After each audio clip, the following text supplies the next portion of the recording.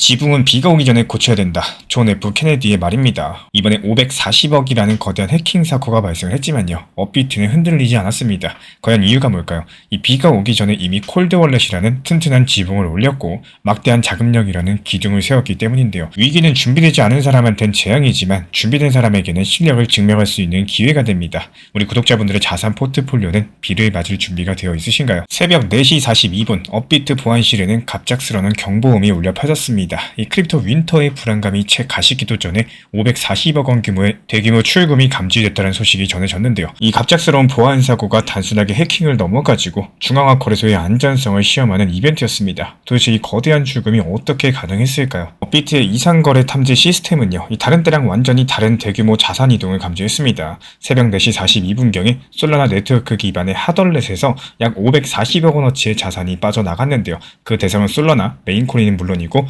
봉크나 서클, 그리고 심지어 트럼프라는 이름을 단 토큰까지도 포함된 것으로 알려졌습니다. 이 상황을 예의주시하던 보안팀 측에서는 즉시 입출금 중단 명령을 내렸고요. 그리고 나서 5분 후에 솔라나 계열 모든 거래를 멈췄습니다. 그리고 남은 자산들은 오프라인 콜드월렛으로 옮겨가지고 추가 피해를 막았습니다. 이번에 두나무 측에서는 공식 성명을 통해서 모든 사용자 피해액을 자사자산으로 전액 보상을 하겠다라는 발표를 냈고요. 이 과거에 2019년 업비트 이더리움 해킹과 규모는 비슷했었지만 그 당시랑은 다르게 업계의 준비 수준과 대응 체계가 상당한 차이가 있었다라는 거. 그렇다면 도대체 해커는 어디서 어떻게 틈을 찾은 걸까요? 다행히도 540억 원 규모의 피해가 즉시 대응 덕분에 더 커지지는 않았습니다. 한국 가상자산 이용자 보호법에 따르면요, 이 거래소는 고객 예치금의 80% 이상을 인터넷과 분리된 콜드월렛에 보관을 해야 됩니다. 실제로 두나무 측에서 2025년 초부터 이 기준치 이상으로서 콜드월렛 비율을 높여가지고 운영을 해왔다라는 거고, 결과적으로 해커는요, 이 온라인에 연결된 전체 자산의 약 10에서 20% 정도만 겨우 건드릴 수가 있었습니다.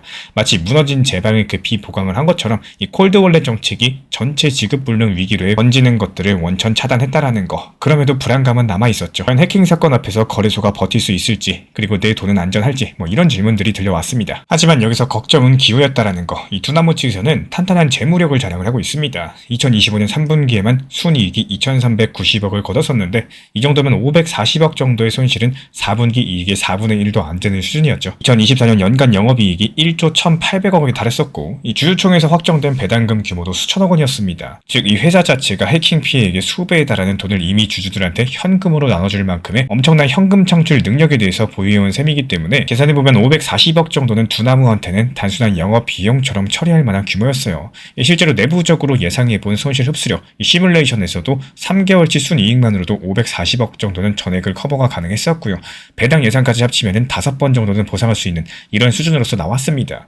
결과적으로 봤을 때 두나무 측에서는요, 외부 자금이 없어도 즉시 전액 보상을 수행할 만한 재무 건전성을 갖추고 있었다라는 거. 그렇다면 여기서 중요한 점은 이 사건의 기술적인 원인이 과연 무엇이었을까요? 여기에서의 핵심은요, 솔라나랑 앱토스 같은 범용 블록체인의 구조에 있습니다. 이 네트워크들이 누구나 손쉽게 다양한 토큰들 발행할 수 있는 SPL 구조를 채택하고 있죠. 해커가 여기에 틈을 찾았다라는 거고, 이 실제로 풀린 유동코인과 이름들, 로고, 심지어 소수점 단위까지도 똑같은 가짜 토큰을 만들어낸 겁니다. 보통 거래소 보안 시스템 같은 경우는 이 토큰의 고유 발행 주소 대신에 겉모습만 보고 입금 처리하는 경우가 많은데요. 여기서 해커의 가짜 토큰이 진짜로 인정되는 오류가 발생을 했습니다. 이른바 타입 혼동 공격인 셈입니다. 이 과거에 2023년에도 비슷한 일이 있었죠. 그 당시 업비트는 앱토스 생태계에서 가짜 APT 토큰을 진짜로 잘못 받아들이는 바람에 입출금은 잠시 중단을 했었는데, 그 원인도 토큰 코드 검증 누락 때문이었습니다. 이 솔라나나 앱토스 같은 경우는 계정 한 개에 수천 개의 토큰이 저장이 가능하기 때문에 모든 토큰을 실시간으로 낱낱이 살피기란 불가능에 가깝습니다. 그래서 FDS가 엄청난 양의 토큰을 일일이 필터링하는 순간마다 찰나의 허점이 생기고 해커가 그 순간을 놓치지 않았다라는 거예요. 그렇다면 여기서 중요한 건요, 이 같은 거래소라도 왜 리플 XRP만큼은 이번 공격에서 자유로울 수가 있었을까요? 그 정답은 리플 레처의 설계 철학에 있습니다. 이 XRP가 솔라나라거나 이더리움의 토큰처럼 스마트 컨트랙트 상에 만들어진 화폐가 아니죠. XRP 자체는 리플 레처 프로토콜에 내장된 네이티브 자산이기 때문에 이 누구도 코드로서 XRP를 찍어낼 수가 없습니다. 실물 화폐에 비유하자면은 XRP는 중앙은행에서 찍어낸 지폐랑 똑같아가지고요, 복제 자체가 물리적으로 불가능하다라는 거. 게다가 리플 레저에서 XRP 이외의 통화를 받으려면요, 반드시 발행자랑 트러스트 라인을 맺어야 됩니다. 이 거래소가 신뢰하지 않는 발행자의 토큰은 아예 받을 수 없도록 설정을 해뒀기 때문에 솔라나처럼 아무 토큰이나 에어드랍 해가지고 시스템을 어지럽히는 이런 공격 자체가 원천 봉쇄가 된다는 거예요. 송금 과정에서도 차이가 있습니다. XRP를 거래소 지갑으로 보낼 때 사용하는 데스티네이션 태그는요, 단순하게 32비트 숫자일 뿐입니다. 마치 호텔 투숙객의 방번호처럼요. 이 돈을 누구 계정에 넣어야 되는지 알려주는 표시에 불과하죠. 이 숫자가 실행 가능한 코드가 아니기 때문에 가짜 토큰 공격처럼 복잡한 로직 자체가 개입할 여지가 없습니다. 업비트 서버 입장에서는 XRP가 들어왔나, 태그는 무엇인가 이것만 확인하면 되다 보니까 보안 관리가 훨씬 더 수월하다라는 거. 유력하지만 솔라나랑 앱토스 같은 경우는 이 높은 자유도를 위해서 거래소의 검증 책임을 떠넘긴 거고, XRP는 제한된 기능으로서 프로토콜 단계에서 이 위조랑 스팸을 원천 차단해 버립니다. 결과적으로 이 중앙화 거래소의 입출금 보안 관점에서 XRP 네트워크는 사고 확률이 극도로 낮은 구조를 갖추고 있다는 거예요. 그렇다면 여기서 한 가지 남은 질문은요. 이번 사건이 시장에 어떤 영향을 줄 것인가겠죠. 이 과거를 돌아봤을 때 대형 해킹은 시장에 상당한 충격을 줬습니다. 2014년 당시 마운트곡스 해킹, 암호화폐 붕괴랑 거래소 파산을 초래했었고요. 2018년 코인체크는 거대한 하락장을 불러왔었죠. 하지만 최근에는 달라졌어요. 2019년에 바이낸스가 4천만 달러 해킹당했을 때 즉각 SAFU 펀드로서 전액 보상해주면서 급반등에 성공을 했었고, 업비트 측에서도 지난 2019년 이더리움 해킹 피해를 자체 자본으로서 충당했습니다. 이제부터 시장은 더 이상 거래소는 무너뜨리면 끝이다, 이런 공식에 얽매이지 않는다라는 거.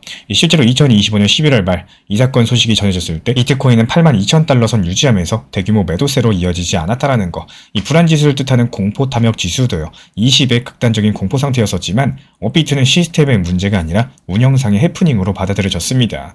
이 대형 거래소들이 두꺼운 방파제를 만들어 놓은 덕분에 시장 자체의 내성은 과거보다 훨씬 더 강해졌다라는 거. 이번 업비트 해킹 사고는 그동안 시장이 이룬 성숙도를 보여주는 사례였고요. 먼저 재무적으로 봤을 때 두나무의 손실 흡수력이 탁월하다 보니까 이 거래소 파산 위험은 사실상 제로였습니다. 그리고 기술적으로 봤을 때 솔라나랑 앱소스처럼 이 복잡한 체인에서 보안 취약점이 생길 수 있다. 반대로 XRP 같은 경우는 단순한 자산 구조랑 고유한 입금 태그 때문에 본질적으로 강력한 보안을 입증을 했습니다.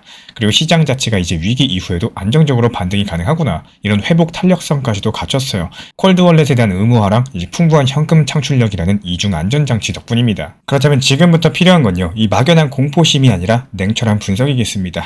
데이터랑 사실을 기반해가지고 거래소의 공지사항과 시스템 변화를 주시하는 습관이 상당히 중요한 거고, 이번 사건이 암호화폐 시장의 위험성을 다시금 환기시켜줬지만 이 동시에 적절한 대비의 중요성도 함께 일깨워줬습니다. 어두운 사건 한편에는 또 언제나 교훈과 해결책이 같이 숨어있죠. 지금은 이 두려움 대신에 준비된 자신감을 가지고 앞으로 닥칠 변화에 유연하게 대응할 타이밍이겠습니다. 선물 투자가 아차했을 때 이미 모든 게 끝나는 경우가 많습니다. 지금 같은 하락장 공포 장세에서 특히나 선물 투자라는 유혹이 더 크게 다가옵니다.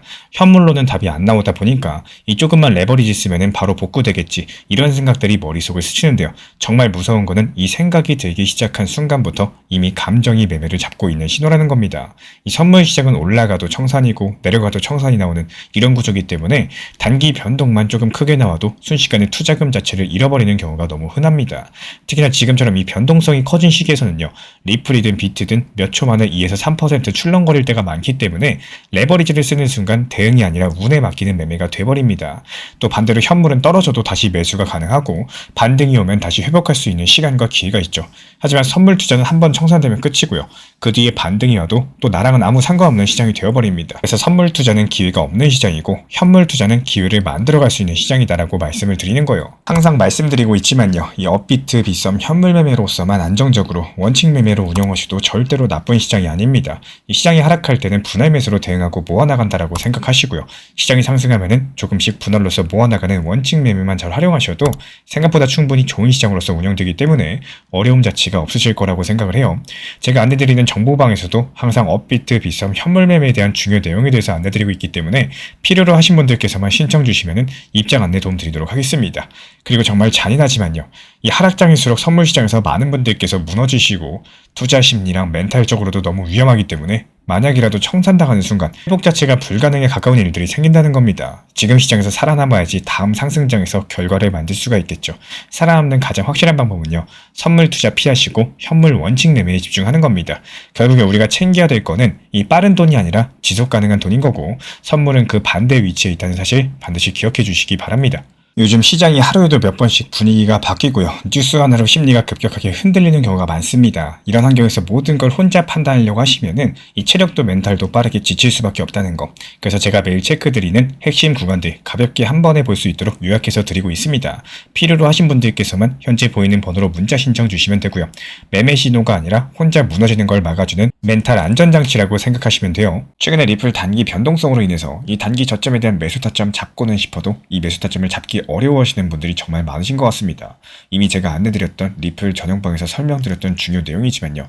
핵심 내용 6가지로 노하우 압축해서 한번 설명드려 보려고 합니다. 유튜브에서도 업로드 드리면서 짧게 설명드린 내용이지만요. 조금 더 쉽게 설명드리기 위해서 정보방에서 안내드린 내용으로 설명드려 보도록 하겠습니다. 우리 코인 신사 채널 5강 영상이에요. 리플 바닥 신호 잡기로서 조금 더 쉽게 단기 저점 찾아내는 방법이고요. 리플 XRP에 대한 이 단기 고점에 대한 매도 중요하겠지만요. 지금 같은 시장에서는 이런 단기 저점들을 얼마나 잘 찾아내고 여기에 대해서 원칙 매매를 활용할 수 있는지가 정말 중요한 타이밍입니다. 예를 들어가지고 강력하게 폭락하는 공포 구간에서의 바닥 신호라거나 이에 따른 거래량 움직임이 어떻게 됐을 때 바닥인지, 그리고 지지 구간 잡는 방법이라든지 각종 보조 지표를 활용해가지고 하락 음봉 패턴에 대해서 분석 도움 드리고 있고요. 여러가지 다양한 방법으로서 6가지 내용 중에 앞부분만 짧게 설명을 드려봤습니다. 이 시간 관계상 전체적으로 설명드릴 수가 없기 때문에 필요로 하시는 분들께서는 리플 전용 정보방 신청 주시면은 참고해 보셔도 좋으실 것 같습니다. 단순하게 고점에서 매도에 대한 욕심만 생각하시다 보면은 결국에 단기 저점이라는 이런 중요 타점을 놓치게 되는 경우가 상당히 많습니다.